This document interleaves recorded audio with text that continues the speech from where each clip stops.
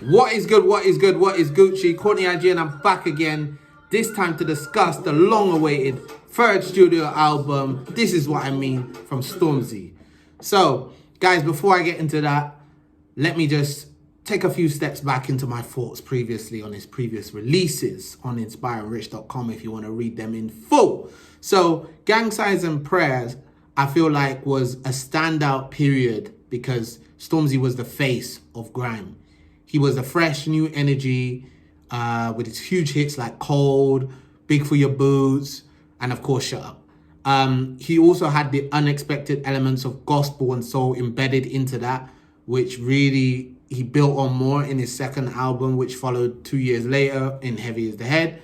Here you had Rainfall, Superheroes, Lessons, and more, showing us a more mature Stormzy. He also balanced it out with Wiley Flow, Vossi Bop. Overall, I would say it was just better production, better vocalists.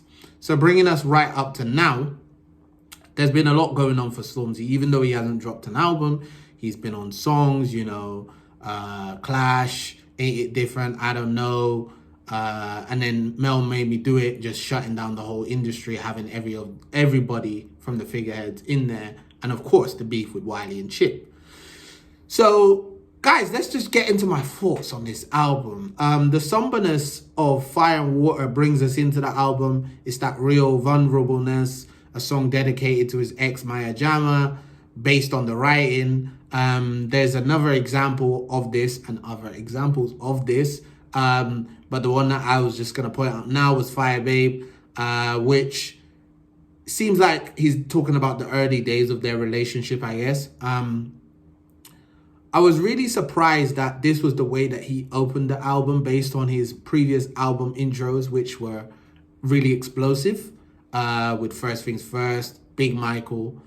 Stormzy here on this intro is really letting it pour out, showing that he's grown, showing that he's taking responsibility for his mistakes, and how the relationship led to a demise of their much publicized relationship, of course. Part 2 of the song, Fire and Water, which Jacob comes in on, really gives you that spring it really brings a spring to the song, let's say. And it's like a gospel feel. It feels like replenishment of the soul, replenishment of everything. So what follows that, guys, is that somberness is really explosive. And this is what I mean. But there's so much going on, it just feels a bit messy to me. It's just all over the place. There's too many directions. I get you want to do your Kanye thing. I get you want to just have so many different sounds and productions going on. I get it. I understand. I respect it. But I didn't really like it, to be honest. I like when the other people came in, Miss Banks and Amma Ray and Black Sheriff. But without those interventions to kind of switch it up, I was like, bit flat line for me. Please really comes out a bit like therapy. It's like him letting go of the pain, letting go of everything that runs in his head from the experiences of his relationship with his dad, or what his dad has done, Meghan Markle, and the challenges she's had with the royal family. Of course, he said it's not a political thing. Fair enough. But yeah, it's like an acceptance that you're human, you're not perfect. And there's a continuation later on which shows up, executed excellently by Sampha's plea. There is a tempo switch up which comes with Need You, which again feels like he's talking about Maya, if I'm honest. I heard about the guy that you're dating, in the news, yada yada. The song really feels like that tropical dance vibe to it. Tendai and Drake probably could have did a link up, which would have made Honestly Nevermind sound way better than it did, because it got a low rating for me, as you can check the channel if you want to. Yeah, anyway, I digress. Hide and Seek is a much better example of what I feel like Stormzy intended to execute. Afrobeats feel Oxlade mashed it up, so smooth, so warm, so just the vibe, man. Just the vibe. Great stuff. And it's sad to say that it took until the midway point of the album for me to actually wake up to it. Like, okay, I'm in the album right now. Okay, this is Stormzy's long-awaited album after such a break of 3 years or whatever it's been now. And then My President is Black. My presidents are black. Remember when they told us just to rap? Over the years, leaving ill-advised. They told us just one at a time, that's the biggest lie. A wise man once also where all the Pies. and now he's looking at me funny like I took it. Slice.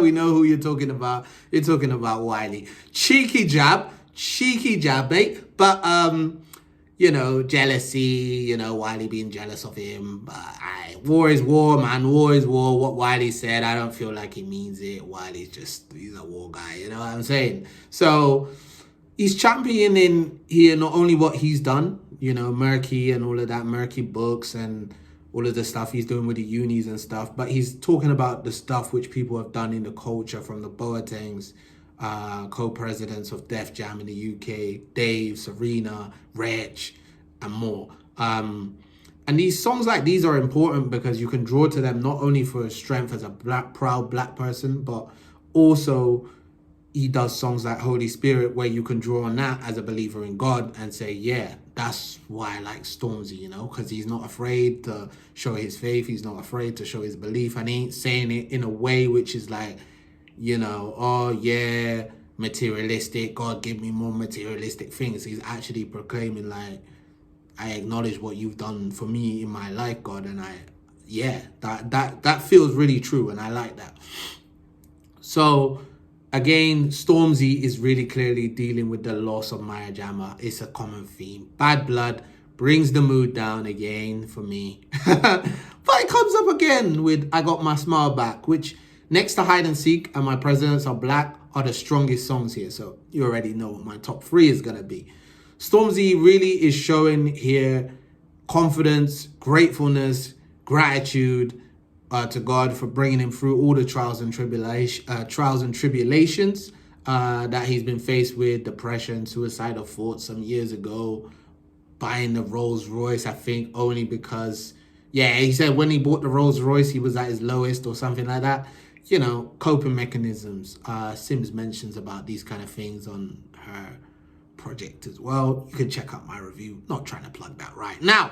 So to wrap it up, guys, it felt very emotional. I think it was a bit too much Maya, not enough Stormzy for me, considering we had a 3-year gap, but I guess that's what was encapsulating his mind a lot. It wasn't the whole album. He did talk about faith. It was prominent here. I guess based on Mel Made Me Do It, I was expecting a few more moments like that, but I didn't get any really.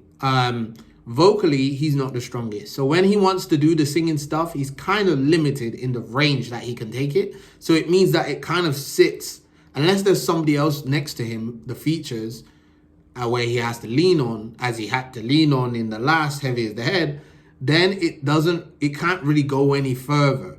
So I would say overall, it wasn't a bad project, but it's just not the space I'm in or a project I will be running back to, minus my top 3 tracks, because I'm not in that R&B heartache, R&B like love heartache kind of mode. But I respect that he wanted to try it and execute this and do something completely different, which took elements from his previous debut, follow-up, and just made it into one. Instead of saying, all right, I'm going to give you everything, I'm just going to focus on this.